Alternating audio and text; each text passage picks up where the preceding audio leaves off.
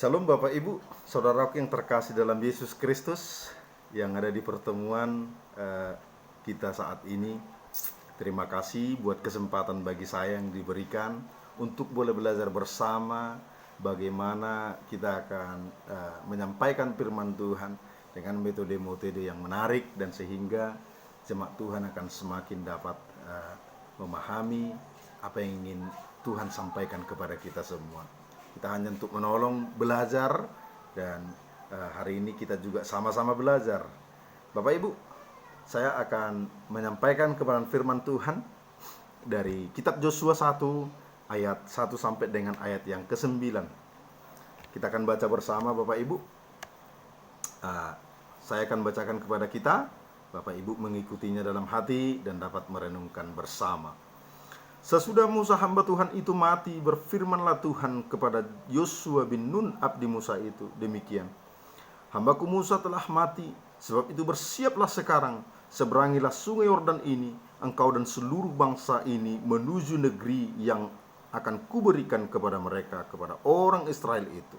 Setiap tempat yang akan diinjak oleh telapak kakimu kuberikan kepada kamu, seperti yang telah kujanjikan kepada Musa, dari padang gurun dan gunung Libanon yang sebelah sana itu sampai ke sungai besar, yakni sungai Efrat, seluruh tanah orang Het sampai ke laut besar di sebelah matahari terbenam. Semuanya itu akan menjadi daerahmu. Seorang pun tidak akan dapat bertahan menghadapi engkau seumur hidupmu. Seperti aku menyertai Musa, demikianlah aku akan menyertai engkau. Aku tidak akan membiarkan engkau dan tidak akan meninggalkan engkau. Kuatkan dan teguhkanlah hatimu, sebab engkaulah yang akan memimpin bangsa ini memiliki negeri yang kujanjikan dengan bersumpah kepada nenek moyang mereka untuk diberikan kepada mereka. Hanya kuatkan dan teguhkanlah hatimu dengan sungguh-sungguh, bertindaklah hati-hati sesuai dengan seluruh hukum yang telah diperintahkan kepadamu oleh namaku Musa, hambaku Musa. Janganlah menyimpang ke kanan dan ke kiri, supaya engkau beruntung kemanapun engkau pergi. Janganlah engkau lupa memperkatakan kitab Taurat ini, tetapi renungkanlah itu siang dan malam, supaya engkau bertindak hati-hati sesuai dengan segala tertulis di dalamnya. Sebab dengan demikian perjalananmu akan berhasil dan engkau akan beruntung. Bukankah telah kuperintahkan kepadamu, kuatkan dan teguhkanlah hatimu, jangan kecut dan tawar hati, sebab Tuhan Allahmu menyertai engkau kemanapun engkau pergi. Demikian firman Tuhan. Bapak Ibu saudara terkasih dalam Yesus Kristus, saya membuat tema dalam pembelajaran kita di siang hari ini sebagai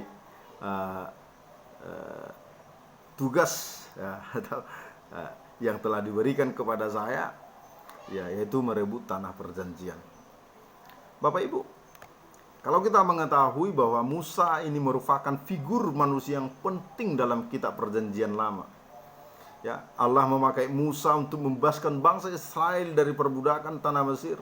Bahkan bersama Allah, Musa memimpin bangsa Israel melewati padang gurun dan membawa mereka sampai kepada tanah perjanjian.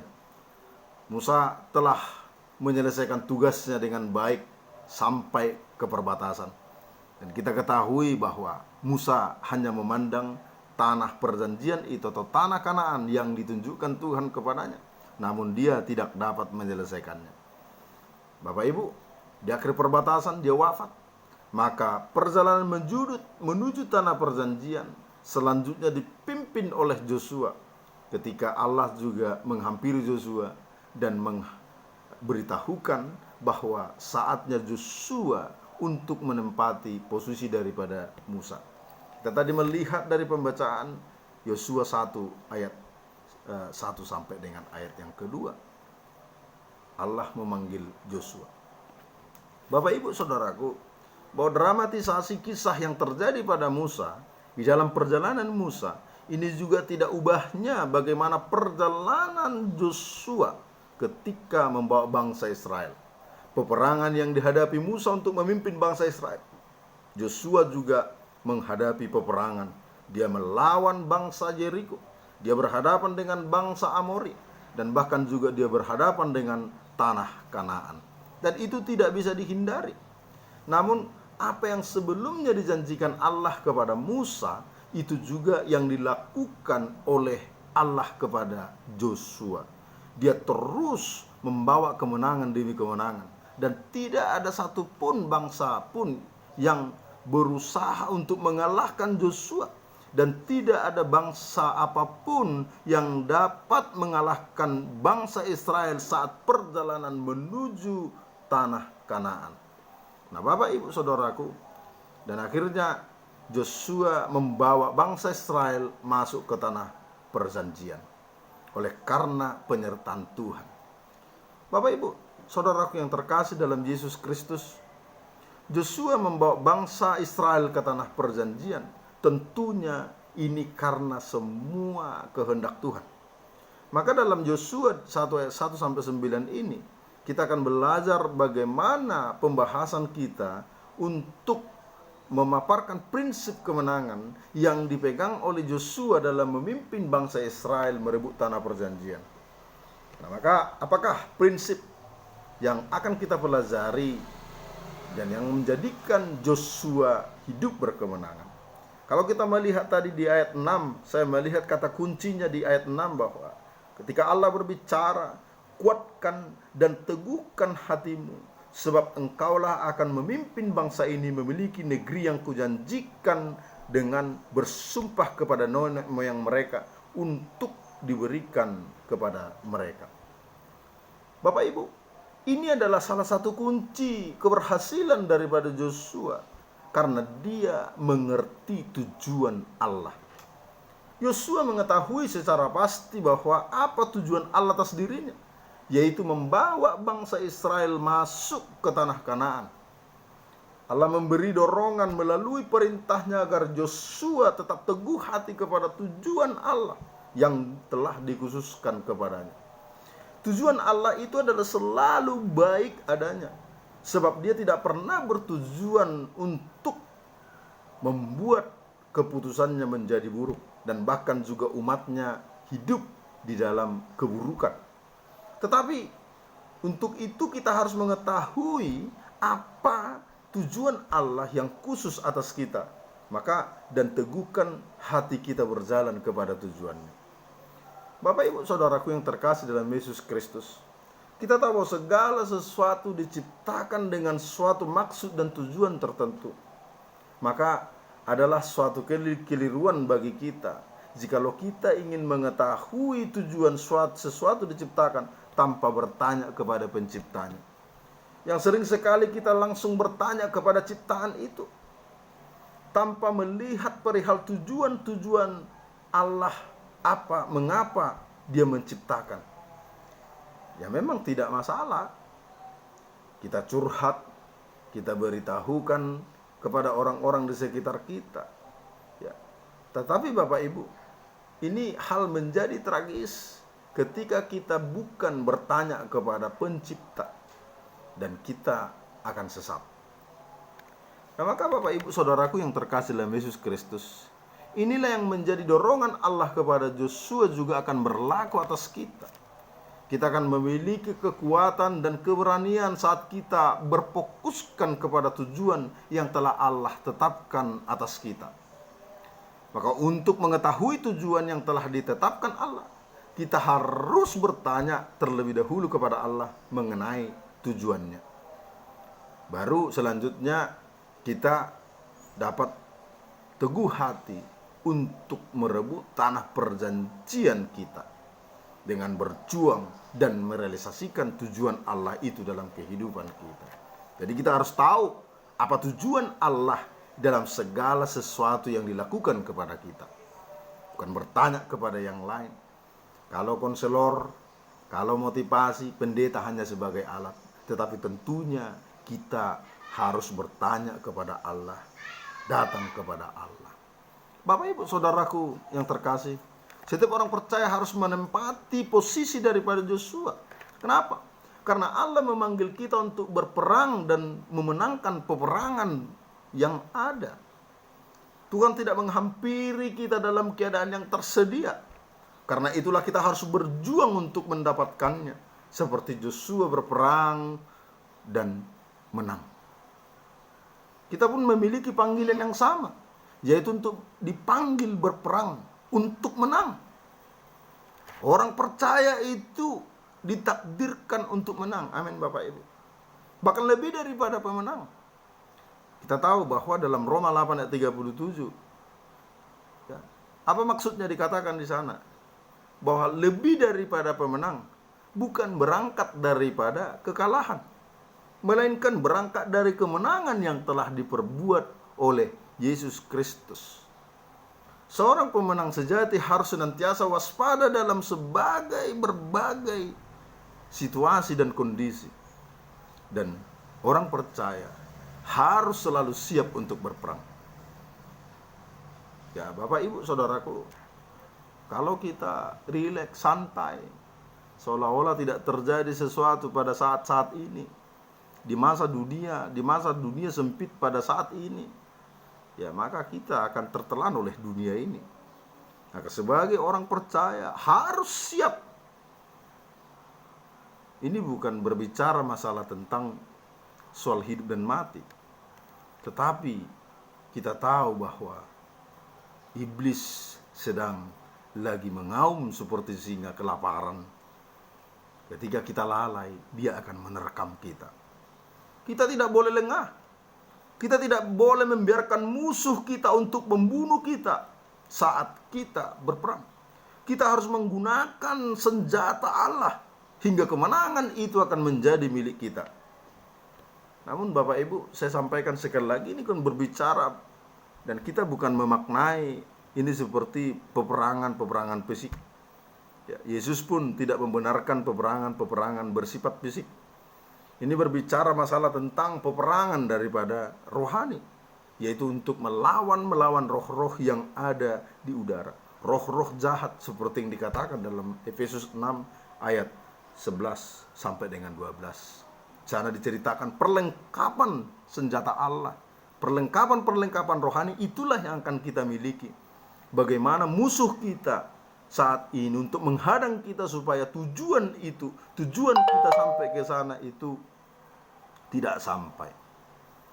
Maka Bapak Ibu Saudaraku yang terkasih dalam Yesus Kristus, kita harus berjuang dan memiliki dan mengerti tujuan daripada Tuhan kita.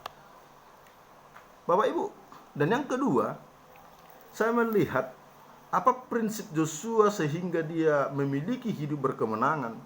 Dikatakan dalam ayat 7 sampai dengan ayat yang ke-8. Hanya kuatkan dan teguhkanlah hatimu dengan sungguh-sungguh, bertindaklah hati-hati sesuai dengan seluruh hukum yang telah aku perintahkan kepadamu oleh hambaku Musa.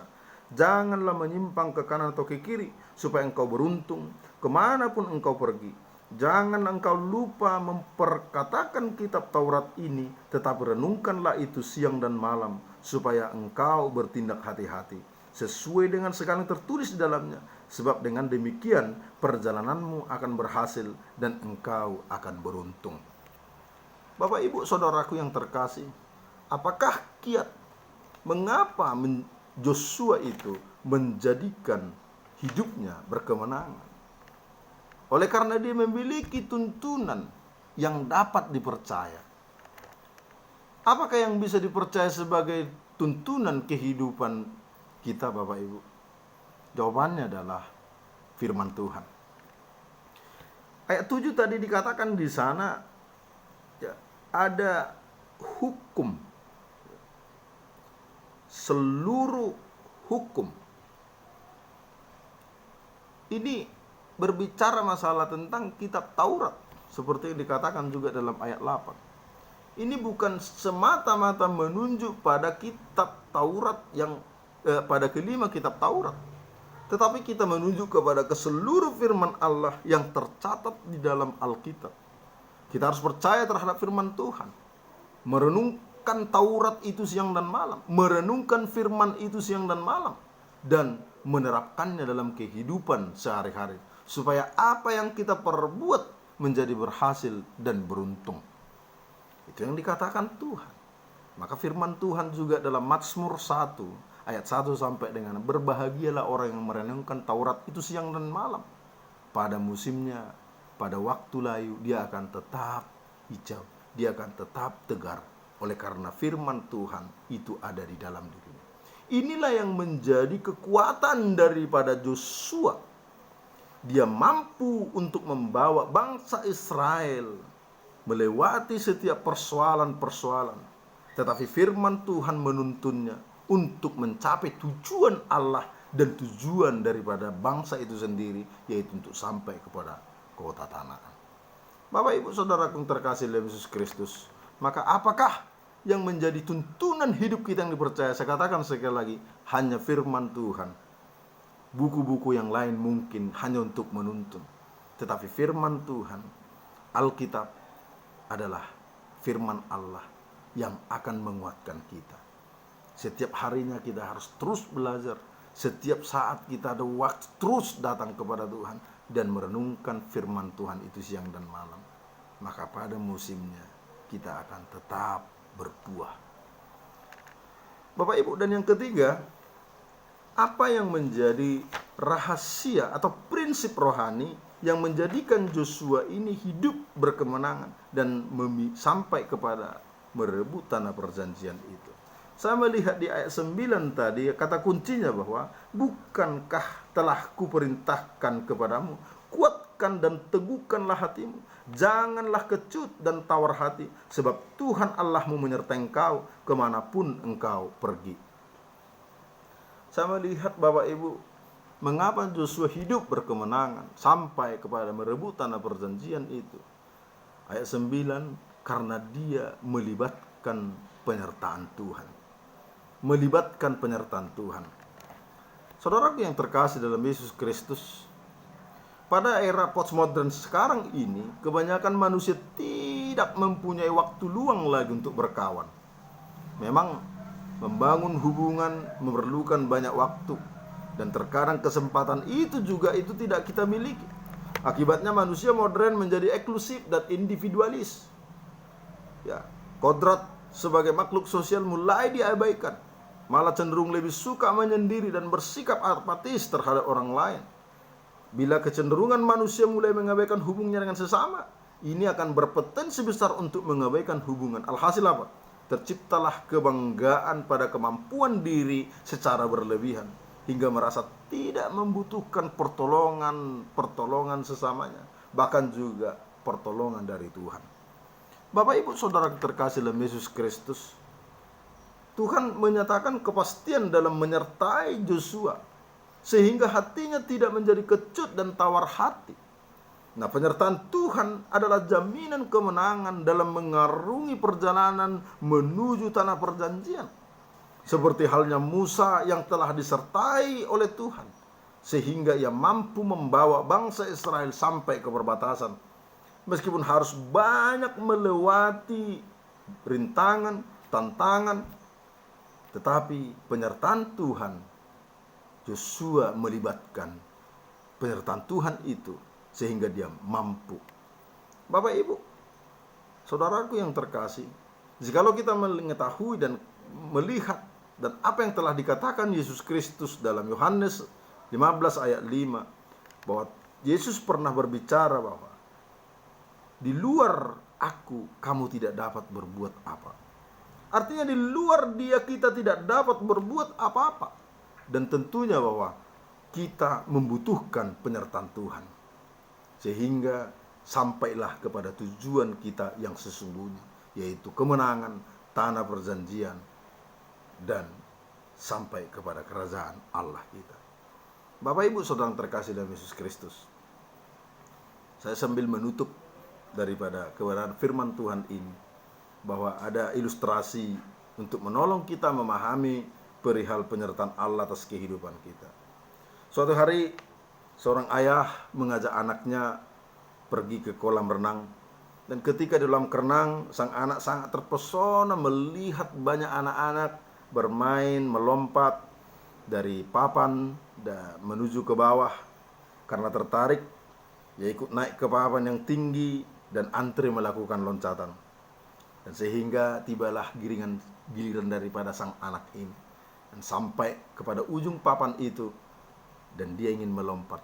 Tapi semenjak ia menoleh ke bawah, secara spontan ekspresi wajahnya itu berubah menjadi ketakutan, hingga akhirnya ia membatalkan niatnya untuk meloncat dan segera turun menjumpai ayahnya. Bapak Ibu, melihat anaknya yang diliputi rasa takut, sang ayah meneguhkan hatinya sambil berjanjikan turut berenang dan memberikan pertolongan bila ia bersedia meloncat ke dalam kolam. Masih dengan perasaan takut, anak itu kembali lagi ke ujung papan yang tinggi dan melakukan lompatan. Sesampai di papan, anak itu kembali menoleh ke bawah dan melihat ayahnya sudah berada di bawah, pas di bawah papan itu, dan sedang menunggu anaknya untuk melompat. Dan sehingga apa? Anak itu meloncat. Memang pada awalnya loncatannya itu ya sembraut, kurang sempurna karena belum berani. Dan akhirnya ketika dia melihat bapaknya, loncatannya semakin berani, semakin dahsyat, dan semakin dia berani. Dan akhirnya anak itu bisa melakukan loncatan yang indah. Bapak Ibu, saudaraku, begitulah yang terjadi pada Yosua. Yosua mengetahui secara pasti akan kehadiran dan penyertaan Allah dalam perjalanan hidupnya, sehingga ia tidak menjadi kecut dan tawar hati. Penyertaan Allah merupakan jaminan dalam pencapaian keberhasilan hidup ini. Di tengah kondisi yang kian bertambah buruk dan jahat ini, dan secara khusus kita tahu bahwa pandemi Corona-19 yang saat ini terjadi, dan kita tahu seluruh makhluk sama-sama mengeluh. Tetapi orang percaya, ketika kita mengandalkan Tuhan, ketika kita terus memiliki tuntunan yang dapat dipercaya, dan ketika kita melibatkan penyertaan Tuhan, maka kekuatan kita akan terus nyata. Dan ketika kita bergantung kepada Allah, niscaya kemenangan akan diraih secara pasti. Amin Bapak Ibu. Nah, maka Bapak Ibu saudaraku yang terkasih dalam Yesus Kristus, mari kita pegang teguh firman Tuhan. Hanya firman Tuhan yang mampu menguatkan kita, yang akan membawa kita kepada kemenangan demi kemenangan. Dan libatkanlah Tuhan, dan terus bertanya kepada Tuhan, sebab hanya tujuan Allah lah yang benar, dan rancangan Allah itu indah kepada kita. Sekian dan terima kasih. Tuhan Yesus memberkati kita. Shalom.